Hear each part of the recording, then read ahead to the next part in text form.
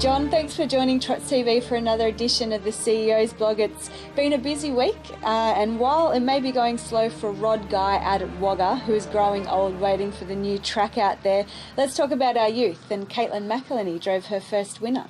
Yeah, congratulations to Caitlin. But before we get there, Rod, I'm with you. I may grow very old too as we wait for this track at Wagga, and I thank you for your Facebook post. But to be serious, Caitlin McElhenney, a young girl that's got a bright future, like a lot of other young people in our sport, certainly drove her first winner at Newcastle for a veteran trainer too in Neil Shaw, and it's good to see that these trainers are giving the younger people a shot at driving their horses. But Ken Fury Lass was a brilliant winner, and there's a lot more wins in store for you, Caitlin.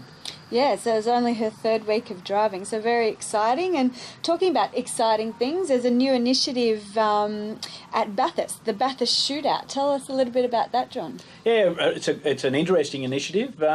It's put forward by the club and the horsemen out at Bathurst, and it's to tie in with the Bathurst car races. Of course, it's the weekend after the long weekend, so that's a weekend after the long weekend, which is a weekend after Eugowra, but still it's a weekend later. And to get back to it, but the Bathurst Shootout, it's where horses will be drawn and they'll time trial on the Wednesday.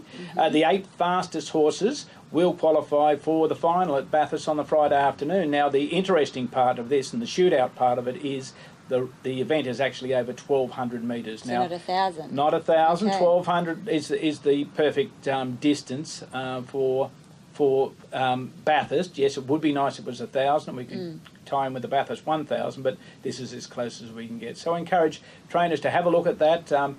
Have a crack at qualifying your horse, and the prize money's good, and it's interesting. It's things we have to do. We have to move to a new age. We see 2020 cricket, and then we see the Big Bash. It hasn't detracted, of course, from the real cricket, the full over game, but still have a go at that and support the Bathurst Harness Racing Club.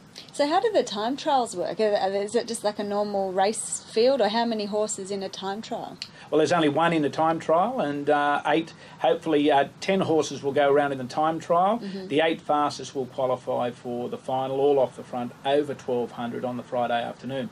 So they can have a galloping pacemaker if they like. There'll be probably 2 time trials between races until we get through them all on the Wednesday night. So, as I say, a very, very interesting initiative, and hopefully one that's well supported by trainers and owners. Okay, well, look forward to it. Now, while we're talking about the West, Eugowra, the tab.com.au Carnival of Cups is just around the corner. Just around the corner. It's that close. It's next Sunday with the heats, and it's outstanding. 5 heats on a 9-race program, I believe, for Eugowra this Sunday. So a great Lexus of Parramatta, of course, are the sponsors of the Canola Cup, the main event. The following weekend, the long weekend, everybody should be at Eugowra. Unfortunately, it was washed out last year, but this year it'll be on. Jody and the team out there do a wonderful job, and it's harness racing, grassroots at its very, very best. It's the atmosphere that attracts the people, and it's the racing that makes it really special. And it's a race that the Canola Cup that many owners and trainers aim for from year to year. Last year, as I said, washed out, but this year bigger and better. Yeah, is that the record number of nominations for that race, or is it? No, in the past there've been six heats, but 5 heats is very strong. It works out perfectly. So the trainers know, the drivers know. First and second will qualify for the final. So there's no yes, it will be tough. There's no running third and thinking you're going to get there. No looking at countbacks on times. It is straight out. First and second into those finals. All right, well, we'll look forward to it.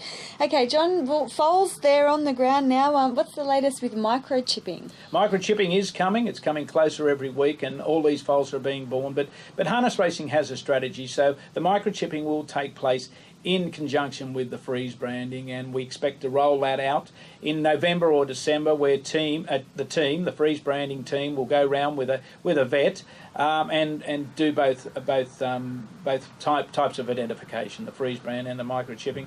And I must reassure every breeder in New South Wales there that registered their horse in New South Wales, there is no charge for the microchipping, and of course we carry the freeze branding fee as it is. Oh, well, very exciting news. Have you got anything else for this week's CEO's blog? No, not at all. But this Sunday, be it Eugowra, and then get ready for the long weekend at Newgarra. I'll be there at both, so I look forward to it. Thanks for your time, John. As you should be.